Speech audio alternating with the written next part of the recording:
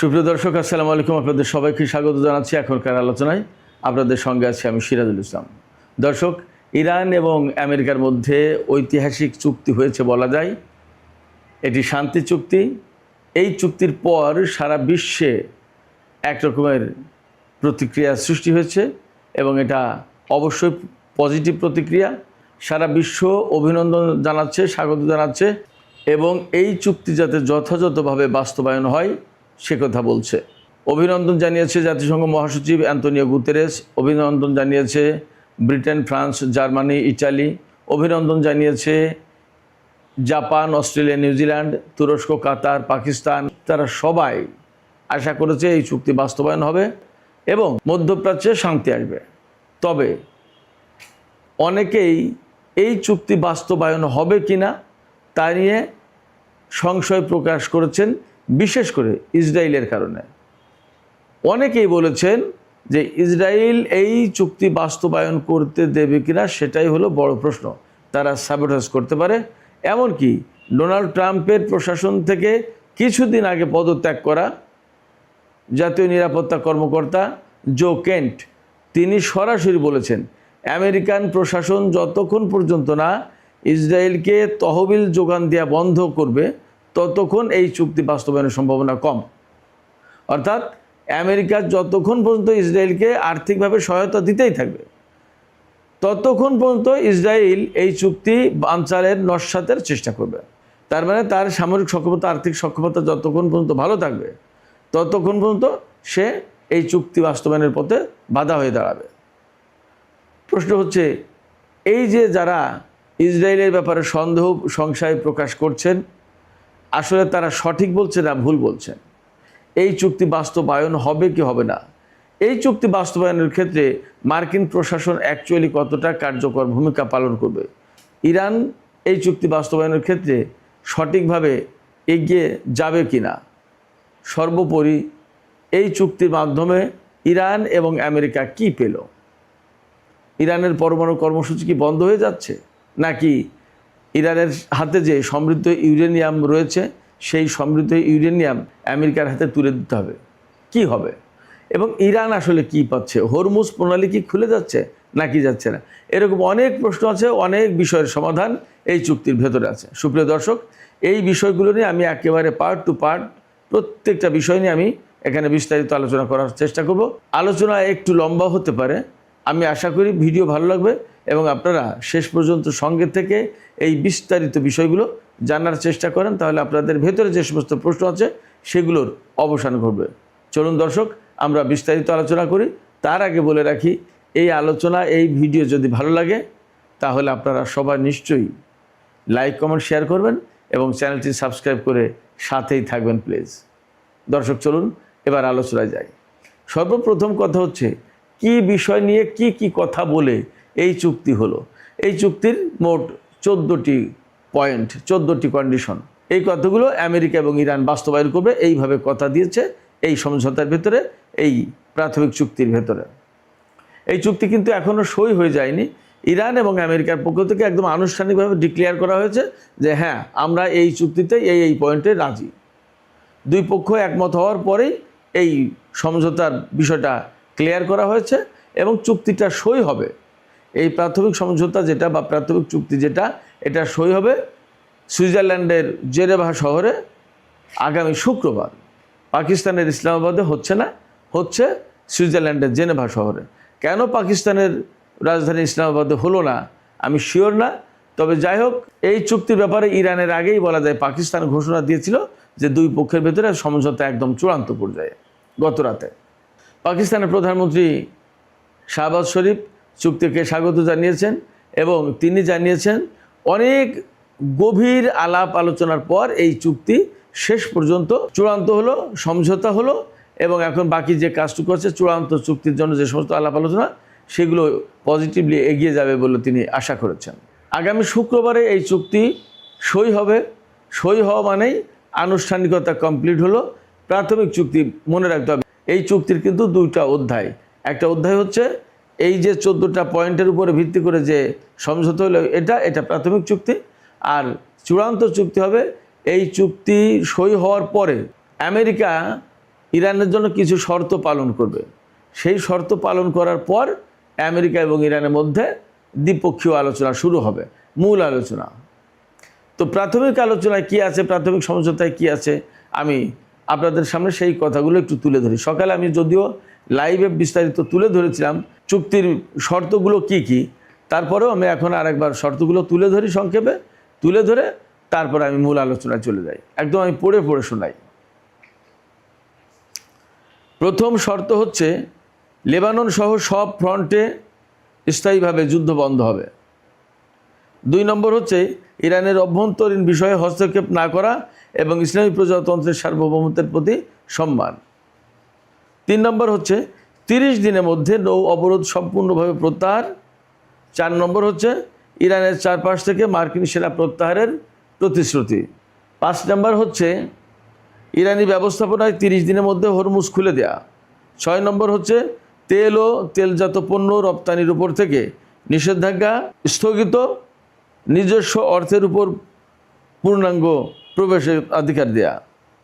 এরপরে 7 নম্বর হচ্ছে ইরানের পুনর্গঠনে $300 বিলিয়ন তহবিল যোগান দেবে আমেরিকা ও মিত্ররা। 8 নম্বর হচ্ছে 60 দিনের মধ্যে পরমাণু ইস্যুতে আলোচনার মাধ্যমে চূড়ান্ত চুক্তিতে পৌঁছানো এবং প্রাথমিক অর্থাৎ প্রাইমারি ও সেকেন্ডারি যে নিষেধাজ্ঞা আছে, আমেরিকার নিষেধাজ্ঞা, সেগুলো প্রত্যাহার।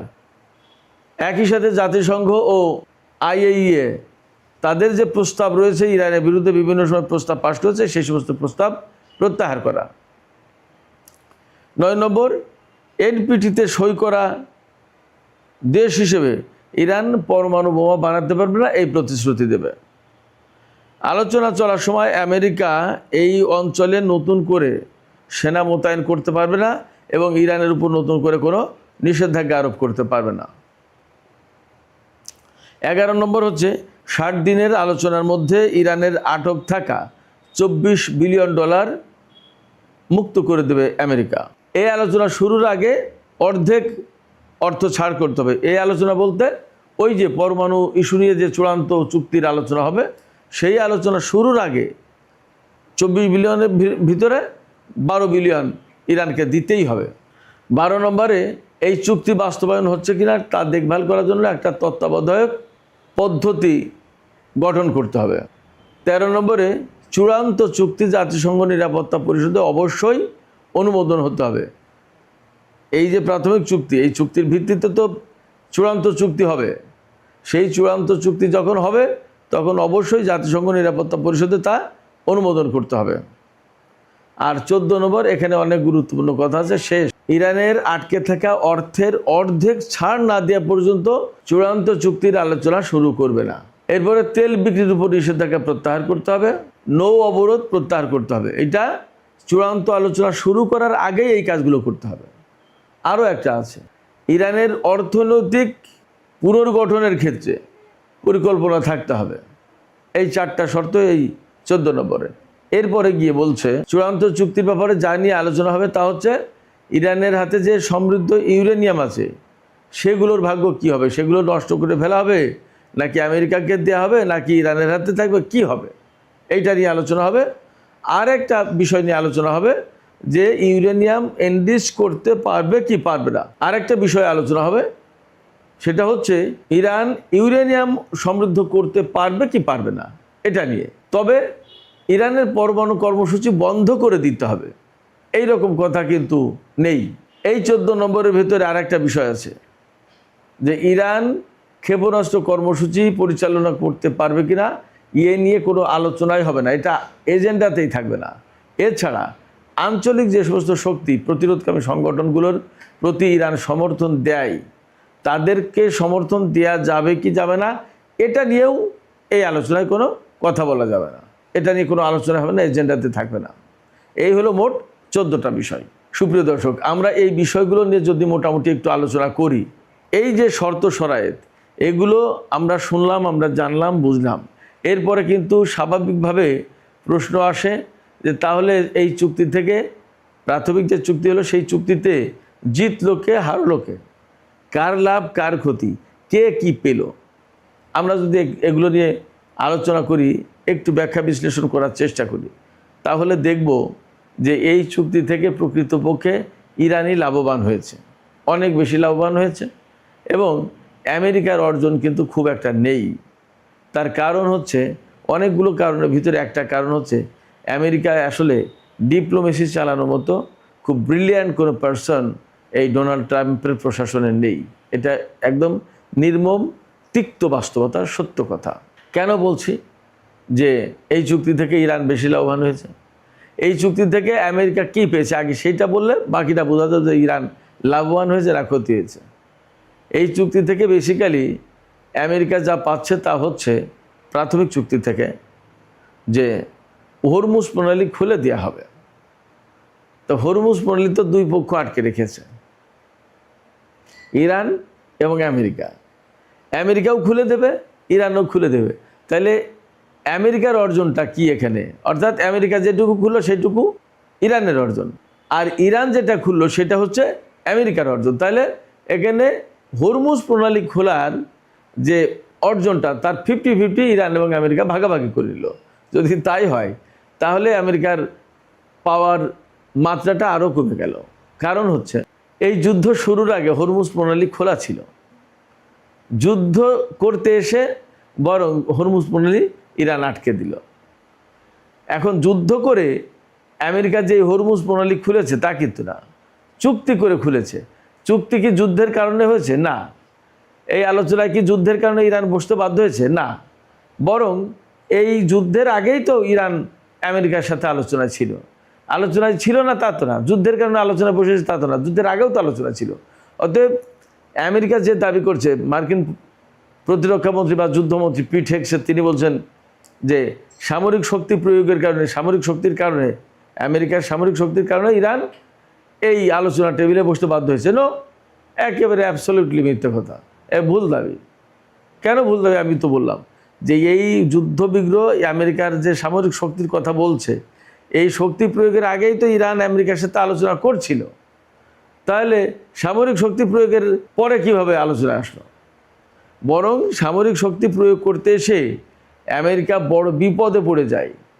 যে পরিমাণে তার ঘাঁটিগুলো ধ্বংস হয়েছে, তো আমার কথা না, মার্কিন চ্যানেলের কথা, মার্কিন গণমাধ্যমের কথা, মার্কিন নেতাদের কথা, মার্কিন কংগ্রেসম্যানদের কথা, তারাই সবাই বলছে যে এই চুক্তি থেকে কী পেলাম। গতকাল ডেমোক্রেটিক একজন সদস্য, মার্কিন প্রতিনিধি পরিষদের আর্মড সার্ভিসেস কমিটির সদস্য সেথ মোল্টন, তিনি বলেছেন কি যে আমেরিকার জন্য এই চুক্তি লস, লস এবং লস। কেন লস? তিনি বলছেন যে এই চুক্তি থেকে হরমুজ প্রণালী খোলা ছাড়া আর কিচ্ছুই পাচ্ছে না আমেরিকা। এই যে পরমাণু কর্মসূচি, সেটা ইরান বন্ধ করবে না। ওই যে হাতে ইউরেনিয়াম সমৃদ্ধকরণ আছে যেটা, সেটা কি করবে এবং ইউরেনিয়াম এনরিচ করতে পারবে কিনা ইরান, সেটা নিয়ে আলোচনা হবে। তা সেখানে তো ইরান এমন কোনো বাজে অবস্থায় পড়েনি যার প্রেক্ষাপটে আমেরিকার কাছে নাকে খত দিয়ে ওই চুক্তি করতে হবে। ইরান তা করবে না, আপনারা নিশ্চিত থাকুন। এই যে চুক্তিটা হয়েছে এটা কিন্তু ইরানের কথাই চুক্তি হয়েছে যে এইভাবে আঘাত হবে, তা না হলে আমরা নেই। তার মানে যুদ্ধ সর্বপ্রথমে বন্ধ করতে হবে সমস্ত জায়গায়, লেবানন সহ সব জায়গায়। তারপরে আপনার ইরানের উপর থেকে নিষেধাজ্ঞা প্রত্যাহার করতে হবে, তার অর্থ ছাড় দিতে হবে, তার উপরে যে নৌ অবরোধ দিয়ে রেখেছে সেটা খুলে দিতে হবে। কখন? সেকেন্ড টাইম যে আলোচনা হবে সেই আলোচনা শুরুর আগে। তার মানে আপনাকে আগে ইরানের হাত ভরে দিয়ে তারপরে সেকেন্ড আলোচনায় যেতে হবে। সেকেন্ড আলোচনায় গিয়ে কী পাবেন আপনি? ইরান পরমাণু কর্মসূচি চালাবে, কিন্তু ইউরেনিয়াম সমৃদ্ধ করতে পারবে কি পারবে না, কোন মাত্রায় করবে, সমৃদ্ধ ইউরেনিয়াম কি করবে, এটা নিয়ে আলোচনা হবে।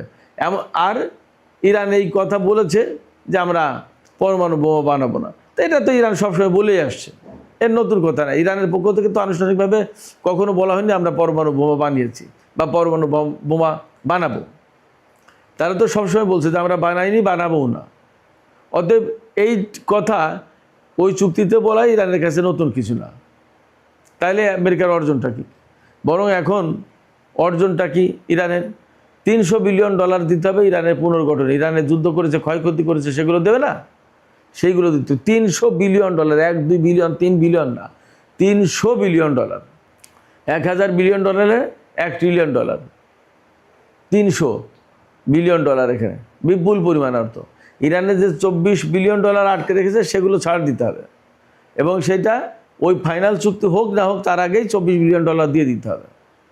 এরপরে এই যে 60 দিন সময় পাচ্ছে, এই 60 দিন ইরান ফ্রিলি তেল সমস্ত সব কিছু বিক্রি করতে হবে, এবং সেই যে তেল গ্যাস বিক্রি করা যে অর্থ, সেই অর্থ ইরান তার ভান্ডারে নিয়ে নিতে পারবে, কেউ আটকাতে পারবে না। এরপরে ইরানের ক্ষেপণাস্ত্র কর্মসূচি ইনট্যাক্ট থাকছে, একদম কোনো রকমের হাত দেওয়া যাবে না সেখানে, এ নিয়ে কোনো আলোচনা হবে না। আবার এই যে হিজবুল্লাহ, হামাস, হুতি, ইরাকের রেজিস্ট্যান্স ফোর্স, বিভিন্ন জায়গায় যে সমস্ত আঞ্চলিক প্রতিরোধকামী সংগঠনগুলো আছে, এইগুলোর ব্যাপারে ইরান কি করবে না করবে সম্পূর্ণ ইরানের ব্যাপার, এই নিয়ে কোনো কথা হবে না। তার মানে কি? তার মানে হচ্ছে এতদিন ধরে যে এদের ব্যাপারে ইসরায়েলের যে শর্ত ছিল, আপত্তি ছিল যে ইরান এদেরকে সাপোর্ট দিচ্ছে, এই কারণে এরা শক্তিশালী হয়ে উঠছে আর এরা আমার বিরুদ্ধে লড়াই করছে, এই নিয়ে কোনো আলোচনাই হবে না। অর্থাৎ এই সংগঠনগুলো যেমন ছিল তেমন থাকবে, এদেরকে ইরান সমর্থন দেবে কি দেবে না সেটা সম্পূর্ণ ইরানের ব্যাপার। আরও গুরুত্বপূর্ণ ব্যাপার হচ্ছে ইরানের আশপাশে যত মার্কিন সেনা মোতায়েন আছে তাদেরকে প্রত্যাহার করতে হবে। প্রত্যাহার করে কোথায় নেবে? ইরানের আশপাশে যে সমস্ত সেনা মোতায়েন আছে তারা তো এই যে সংযুক্ত আরব আমিরাত, কাতার, কুয়েত, সৌদি, বাহরাইন, এই সমস্ত দেশে, ইরাকে, তুরস্কের ঘাঁটিতে, বা আজারবাইজানে যদি থাকে, উজবেকিস্তান, তাজিকিস্তানে যদি থাকে, এই সমস্ত যায়। তো এগুলো সরিয়ে নিতে হলে আমেরিকার জন্য তো সেটা বিরাট একটা পরাজয়। আমেরিকা তার সেনা মোতায়েন রাখতে পারবে না এলাকায়। এই আলোচনা চলার সময় ইরানের আশপাশে এই মধ্যপ্রাচ্য অঞ্চলে আমেরিকা কোনো নতুন সেনা মোতায়েন করতে পারবে না, এবং ইরানের উপর কোনো নিষেধাজ্ঞা দিতে পারবে না। এইভাবে আমরা যদি সব দেখি তাহলে একদম পরিষ্কার হয় এই চুক্তিতে প্রাথমিক সমঝোতা যেটা হলো, যেটা শুক্রবারে সই হবে, এই সমঝোতায় ইরান ব্যাপকভাবে লাভবান। আমেরিকা কতটুকু ক্ষতিগ্রস্ত হলো চুক্তিতে আমরা সে কথা যদি নাও বলি, তাহলে একথা বলতে হবে এই যুদ্ধ করতে এসে আমেরিকা ব্যাপকভাবে ক্ষতিগ্রস্ত হয়েছে। কেন ক্ষতিগ্রস্ত হয়েছে? ক্ষতিগ্রস্ত হয়েছে এই কারণে যে আমেরিকার মতো একটা শক্তিশালী দেশের বিরুদ্ধে, ইসরায়েলের মতো একটা শক্তিধর শক্তির বিরুদ্ধে অ্যাট এ টাইম ইরান লড়াই করলো একা, এবং 40 দিনের বেশি লড়াই করে, কার্যত 100 দিনের বেশি হয়ে গেছে এই সংকট জিয়ে রয়েছে। তারা ইরানকে পরাজিত করতে পারেনি, কোনো কিছুতে বাধ্য করতে পারেনি, আত্মসমর্পণ করতে পারেনি, বরং ইরানের লোকজন এখন বলছে যে এই আমেরিকা ইরানের কাছে আত্মসমর্পণ করেছে। ইরানের একজন সামরিক কমান্ডার বলেছেন যে ইরানের জনগণের যে ইচ্ছা শক্তি, সেই ইচ্ছা শক্তি শত্রুদের উপর এখন চাপিয়ে দেওয়া হয়েছে।